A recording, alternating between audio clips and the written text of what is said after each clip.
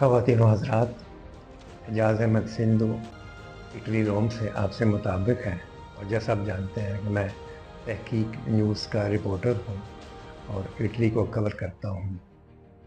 और 5 सितंबर यानी कल 2025 को इटली के शहर त्रियेस्ते में एक पाकिस्तानी को दहशतगर्दी के जुर्म में गिरफ़्तार कर लिया गया है।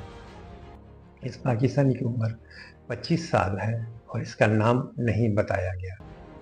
ये बताया गया है पुलिस की तफ्तीश के मुताबिक कि ये यूगोस्लाविया से गैर कानूनी तौर पर इटली में 2 साल पहले दाखिल हुआ था और इसने सियासी पनाह हासिल की थी।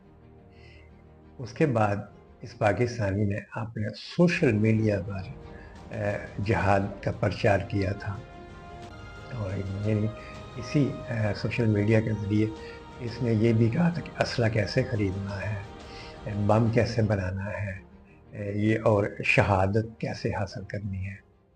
इसके अलावा पुलिस ने बताया है कि इसने ऐसे ग्रुपों से भी राब्ता किया था जो कि दुनिया में ख़तरनाक बताए जाते हैं और दहशतगर्दी के सिलसिले में उनकी तफ्तीश हो रही है। तो इसलिए इस पाकिस्तानी पर जो अब तक इल्ज़ाम है वो इंटरनेशनल यानी बैनुल-अक़वामी दहशतगर्दी का इल्ज़ाम है। लेकिन हम आपको बताते चलें कि 2001 से लेकर अब तक सैकड़ों पाकिस्तानियों को इटली में गिरफ़्तार किया गया है, उन्हें जेलों में रखा गया है और मैं ज़ाती तौर पर उनका तर्जुमान भी रहा हूँ, लेकिन उन्हें बाद में डिपोर्ट कर दिया गया है या छोड़ दिया गया है।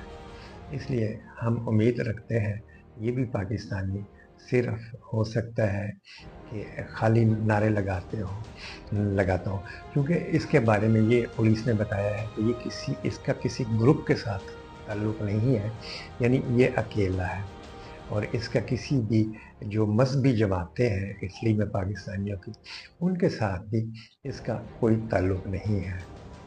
तहकीक न्यूज़ इटली, खुदा हाफ़िज़।